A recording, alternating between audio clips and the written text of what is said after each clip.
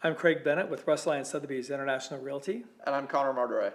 Today we're really excited to be sitting down with Austin Troutman, principal of Valley Muse Homes. We're going to be speaking today about Valley Muse, his latest project with Valley Homes. So, Austin, just with all the shades of white and the flooring, I wanted to ask what what was behind it and what made you choose all the colors. Because as soon as I walk in here, I really feel more relaxed within 10 minutes, and I can really feel the difference. So I wanted to ask, what was your driving factor behind that? Yeah, good question. There are a lot of things that go into the relaxed nature of it. Some of them, on a larger sense, would be things like just good design. I think that's often lacking of what a space really feels like when you're in the space. And in here, there's some obvious pieces of having like this angled wall. The wall behind me is actually acoustic as well, so that's one thing we miss a lot is the actual interior acoustic space, especially in modern spaces with a lot of hard finishes. So that makes you really do feel the space differently based on the sounds. Things like design, like biophilic design, so having a lot of glass that connects you directly with nature and be able to see the wind moving the plants outside. So you feel more like you are in nature. There's a lot of research that we feel better in nature than we do inside of boxes. Just to dovetail off that real quick, before we get in more about the paint, you mentioned biophilic design. I think a lot of our viewers may not really understand what biophilic design is. Can you just give us a couple bullet points on that? Yeah, I think the easiest way to understand it is humans our brains evolved in nature, and so we do have, like, nature makes us calmer. And so there are some really interesting specific studies now that show lower heart rate, lower blood pressure when you are in a connection with natural things. And so that's now it's been in good design forever, but now we have scientific studies and really well documented 14 different principles that explain everything from why people like roller coasters, which is a really fun one. It's called risk peril, all the way down to why we feel better when our feet are touching the ground, or when we can see the wind, or we know how the sun is moving through the day. So you have an intuitive feel for what time of day it is. Gotcha. So how did that influence your design decisions here? So it's pretty core. None of the principles went super far here. You can see some really interesting examples of really deep biophilic design. But in here, we took which ones are really the most fundamental that we can carry through. So things like having wood finishes. So all the floors, either wood or terrazzo, real natural materials.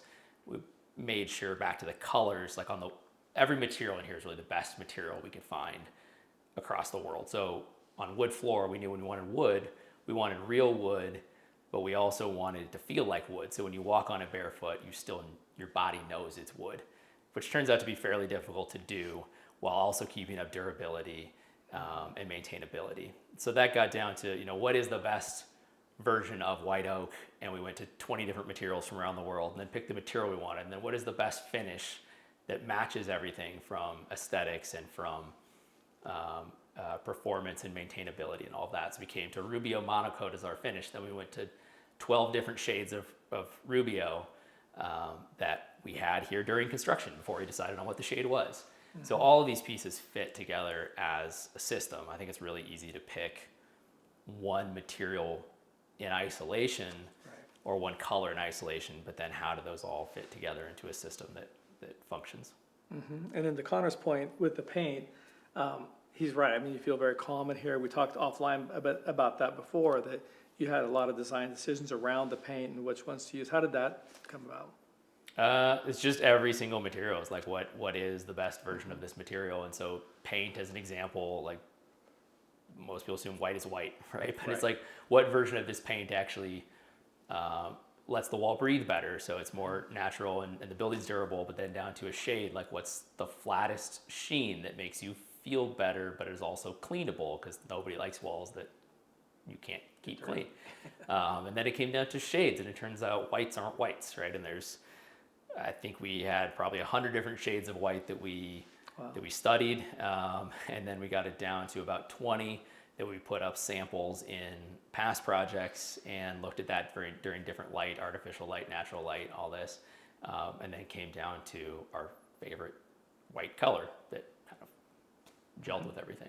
Nice. When you walk in this home, there's so much. It's a piece of art. It's not another new build. And what I want to ask you is, what's your driving factor behind making something so unique like this, designed down to the T for people to feel good and think clearly? And I want to know your real driving factor behind why you made this project.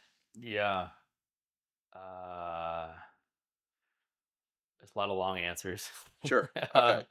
Short answer really is I started in healthcare, and I wanted to go into preventative care. That was kind of my core thing. Is what things can we do, whether they're habits or places we inhabit or things we eat. Like, what are the pieces that really make us more human and improve our lives? And I left healthcare because so much of it was driven towards you have a problem, let's treat it rather than let's avoid these problems. And long story short, that led me to nutrition and housing. Right, we're like the two, and a lot of people are solving nutrition in a lot of different ways. Housing is still fairly early in this kind of reinvention towards how do we build houses that support our lives and our health. And there's a lot of reasons that's the case, and there's a lot of reasons we've gone towards these more toxic, low performing chemicals in housing. And a lot of it revolves around energy efficiency, and the easiest way to address energy efficiency at low cost turns out to actually not be very good for people. And so, really, it's just kind of an obsession of how do we create houses that are more for people today? How do we bring back craftsmanship? How do we look at all the materials that go into a house, and not just in reducing the toxicity of a material, but how does this do all of these pieces work as a cohesive system that really makes people's lives better, and they allow us to be more human, they allow us to be more relaxed, more creative, and just better versions of Mhm. ourselves. Absolutely.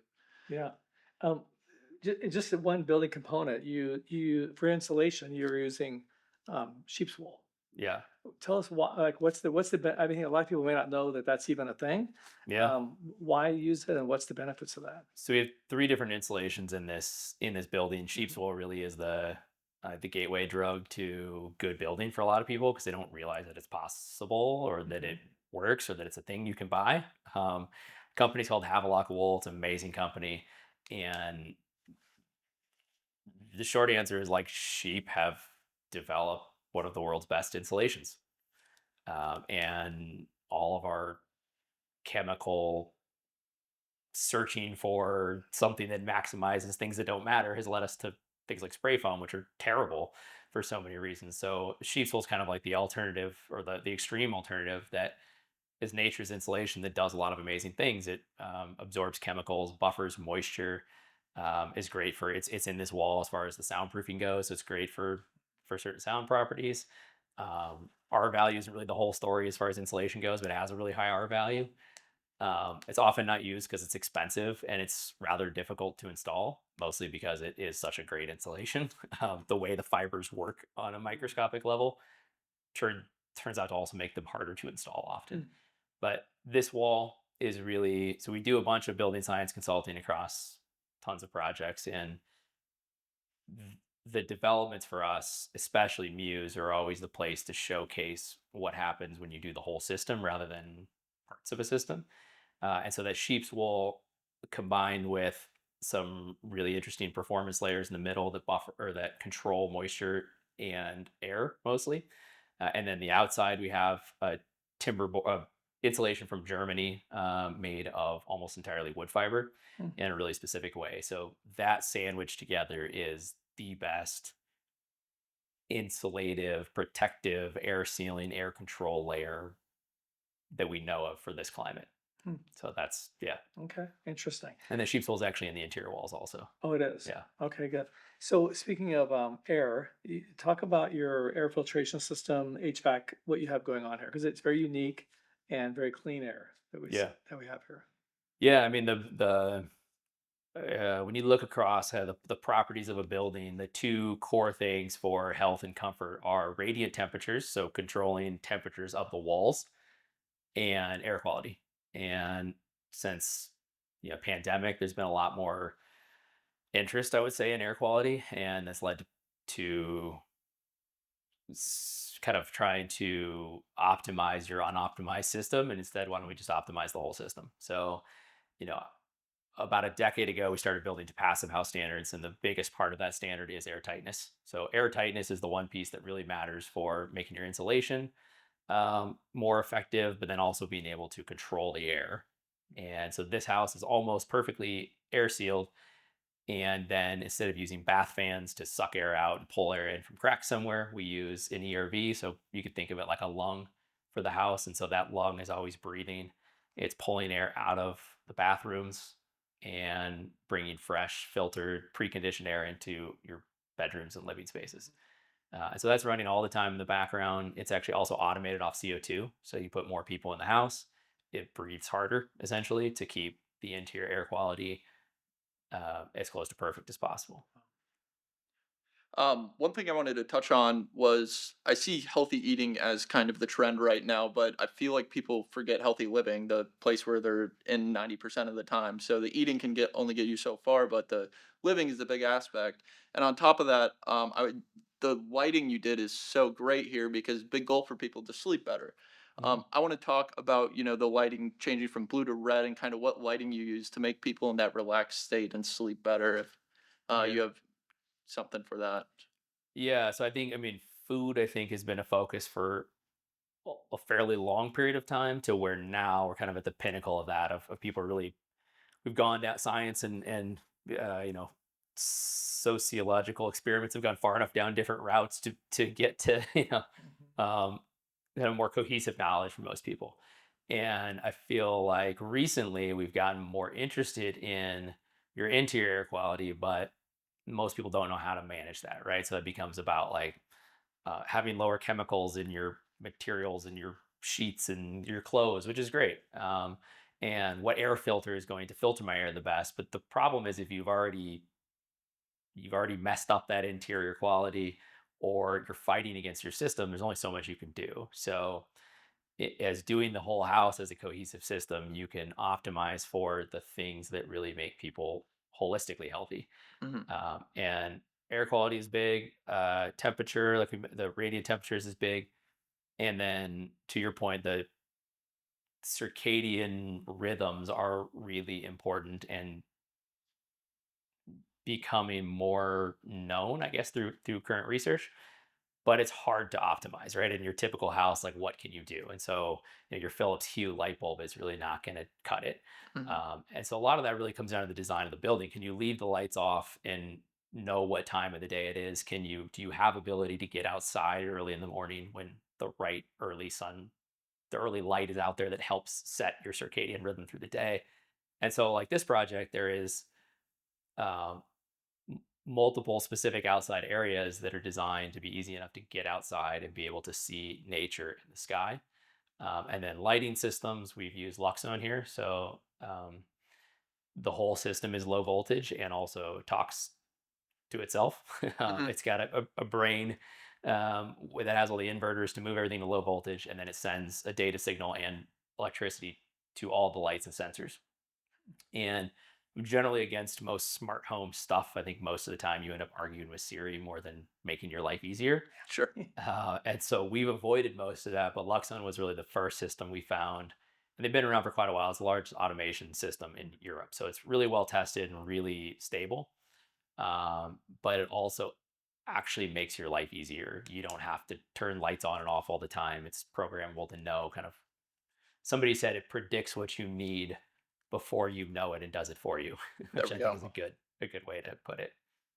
And in addition, the lights can change color, right? So you can Sure. change bluer during the day, warmer at night, also dimmer at night. And so Mhm. you can start to work with the system to build better routines for yourself.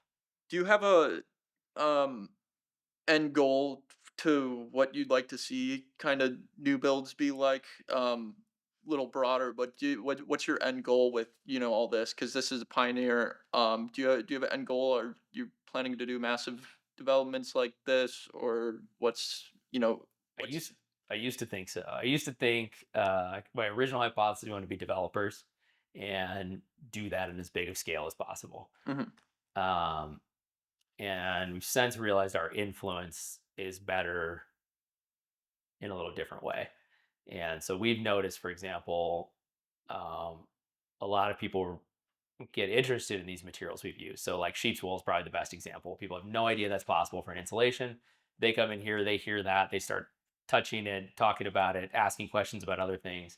And now they're going to their builder, their architect, or just whoever, right, and saying, "Hey, do you know this is a thing?" Hmm. A good example of that is timber fill. So it's a U.S. produced version of Gutex are very similar to that German timber fiber insulation that's now being produced in the U.S. in Maine. And so we worked really hard to get the early supply of that product in Phoenix and into projects. And we just advertised. It just got the first install just got finished, and we had a whole bunch of people contact us now, like, "Oh, I've been curious about that. How do I get it? How do I get my builder to get it?" And so, for us, our focus has become much more about community. And so how do we continue to find ways to build that are more that allow humans to be more human, and do that on a small to moderate scale, but keep finding ways to bring the cost down and the quality up, and then share what we've learned with a larger community. So, you know, I don't expect every development to take it to this level, but if the average development gets a little better or swaps like some of the worst materials for some better materials, that Mhm. would be great. Yeah. Yeah. Absolutely. Like one of our materials here. So there's at least as much work behind the scenes, behind the finishes, as in the finishes, probably 5 times as much behind the finishes. And so one of our layers here is this material called Adhero. So it'd be like the equivalent of a really nice Gore-Tex jacket versus a plastic bag. Hmm. And most buildings are built are sealed, and all the moisture is controlled on essentially a plastic bag with a bunch of little tiny holes in it and a chemical spread on top, which sounds insane, but like that's Yeah. what's in almost all of our walls, right? And so this Adhero layer is amazing in how it functions, but it's also blue. And Sure. so it's like Smurf blue. Right. And so when this building was wrapped entirely in Adhero and it's Smurf blue, all of a sudden people started asking questions. Like all sorts of random strangers come down the street. We've had framers come down. They're like, "One, I've never seen framing that's this straight. What did you do? I've been a framer for 30 years. I want to know about this." And so we got to share what we did for framing. But then he's also like, "Why does it look like a Smurf? What is this thing? I need to know about this." Sure. So really, I think that's our mission, is like, how do we share as much of this? And then the people who own our developments or our houses, I feel like, are just kind of the core lucky few of that group, right? Like they're the ones that are buying in on the full vision, that understand how all these pieces go together. And they may be really excited that they get a Sub-Zero fridge, but they're not Right. buying it because it has a Sub-Zero fridge, right? Sure. Mhm. Um, This beyond aesthetics. Yeah. yeah. Um, One thing I do want to ask, so the sheep's wool is great and all the materials you use, it's down to the T designed. I want to talk about the modern materials that people are using as far as, problems that can come up with that with people. So they know, how great sheep's wool is. So what's the problem with the modern, insulation that you have? If, I mean, spray foam is by far the worst abuser of all of that. Mhm. I would say if there's one, we want to make it a villain, right? If there's one like marker of where the wrong direction where we've gone, you get to spray foam, right? And so it's basically like asbestos, except asbestos actually did its job. Spray foam doesn't really do its job, but it's where we've gotten to by pushing energy efficiency and lower cost. So to back up a little bit and keep it short, about the 70s, it was a holistic approach. We were looking for how to make houses more comfortable and healthy while also increasing energy efficiency, because we had the whole oil embargo and we realized that climate was a thing and carbon was a thing. And it was really well intentioned at first, but the industry realized that the best thing to advertise was R value, which is half of the equation that matters for what insulation does, Mhm. not including moisture or anything, but the one half was easy to advertise, and you could make it an R value that increased. And so as it increased, it got better. So then we're like, okay, great. I want low cost and higher number. And in the US, that led to spray foam. It was really easy to produce, it's cheap to make, and it seems to solve a lot of the problems like air tightness, but it doesn't do any of them well. It's highly flammable. It's toxic. It's the only material that essentially turns a job site into a chemical lab. Um, and even when done really well, it has very mediocre properties towards health of the building and people. And so when you talk about, like your point earlier about people are realizing they're getting sick in their buildings and they don't know why, most often that's pushing towards code airtightness that's fairly airtight. Like today's airtightness standards are pretty tight compared to 20 years ago. But the way we're doing it is not letting the building function like nature would or like a tree would. And so you're creating chemicals, trapping moisture, trapping chemicals, and just creating a system that doesn't work. Sure. One of the things I'm interested in about is your water filtration system. Sure. I think everybody wants to be able to walk to their kitchen sink and drink water. You can do that in this house, Yeah. right? And tell us why. Basic human rights. Yeah. I feel like, right? I mean, It is a basic human right. yeah, I feel like our basic human rights should be like access to, clean water, clean Right. air. And And how does your house achieve that? yeah, so there's a bunch of different ways to go around filtering your water, but you should always have just kind of two different, like what you're drinking and what you're showering and washing your clothes in, right? And so those are kind of two separate standards. And one thing we realized early on is that chlorine in water when you like showering, for example, so hot, a low flow fixture, especially that aerates your water, and you have chlorine, that's a really good way to release chlorine gas. So you're showering in toxic chemicals. So, okay, we have to remove that. So, really, that just comes down to planning early on. Like our water lines are buried to about 3 times deeper than code requires, 5 times deeper than code requires to keep the water cool when it comes into your house in the middle of summer.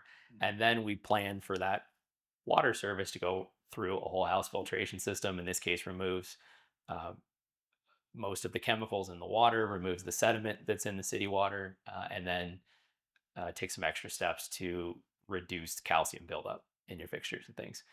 And so, like that level of filtration means that your clothes aren't getting, and your body aren't getting random shots of chlorine and other chemicals when they happen to be high that day in the city's water. That fluctuates quite a bit. And then when we look at drinking water, now that needs to be a different level of filtration. So we add an extra filter there. Mm-hmm. Sure. Good. In that case, we actually use a body glove filter. So actually, the guy who started the wetsuit company that we all remember from years back, Years ago, yeah. he created this water filtration company that has a really high level filtration that the filtered media is actually recyclable in a way. You can send the filters back to them. Because that becomes a big problem with filtration. You end up with a lot of trash out of it. So looking at these problems more holistically, and that actually stemmed out of his guilt, I guess you could say, and having so much neoprene in the world. Yeah. So, but it's cool. There's so many of these cool products out there that do unique things. Yeah. Absolutely. Sure. So we had one guy once. He was a photographer in here once, and was rubbing the countertop. He's like, if I lived here, I feel like I just walk around touching things all day. Yeah. Sure. And so I don't know. There's a piece of that in the biophilic principles that are. It's hard to describe until you're here, Yeah. and so the space feels different, and how it looks, feels, smells, and breathes. But then also what you touch. So a You lot can, of times, yeah, I was just gonna say you can feel it really yeah, in 10 minutes after you're in here. I mean, Yeah. it just feels cleaner. You feel a little uplifted. So yeah, genuinely, I can feel that. Awesome. yeah. I would just like compel people to come in person if you're curious. I Mhm. think that's probably like it's really hard to describe what it does, but it's a fairly universal experience when people walk through the space. They connect with different things, and Sure. so a lot of it are things we've talked about, but then also things you touch. So we notice people love to have their shoes off in here. It feels much better to be Yeah. barefoot on the floor, but also a lot of things you touch. So doorknobs are solid walnut with one of our favorite finishes. Even things like the countertop. Often the experience of touching your countertop is this cold, sticky, inhuman um, feel. So Sure. we used a material called Rich Light that is natural, low chemical, infinitely refinishable.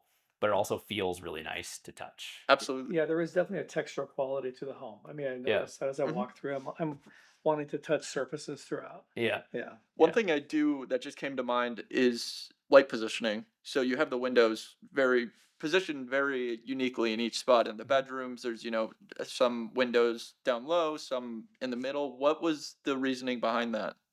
Yeah, it's a good question. A couple things. Like one, we did a lot of light studies for how much light was in each space during different times of the day. And so the living room, you want more light, but too much light becomes weird also, right? You don't Yeah. want to be blasted by. And then during different times of the year, as the sun moves, how does light come into that building differently? And then things like bedrooms, you don't need a ton of light. Like you don't want to always have to be putting your shades down. So you kind of like the automation point. It was like, how do you live in the space as effortlessly as possible with having to do as few inputs? Mhm. And then window positioning also matters for the feel of that space. So some of it, there's a playfulness to some of the windows. Like we have a low window that's on the floor in one of the bedrooms, and toddlers and dogs notice it immediately. Yeah. The more in tune adults also notice it, but it registers in your brain somehow. Mhm. And then windows like there's the one behind me that is on the corner of a wall. It's a lot more difficult to build a window right against the wall in a lot of cases, but that makes that room feel more open to your brain. You don't feel like you're getting trapped in Mhm. that space, especially in small spaces. So, like stairwells is a good example. Even after you've walked up and down a staircase 100 times, your brain, if it's a closed in typical staircase, your brain is nervous when you do that. Like Right. your stress hormones and your blood and your heart rate and your blood pressure increase.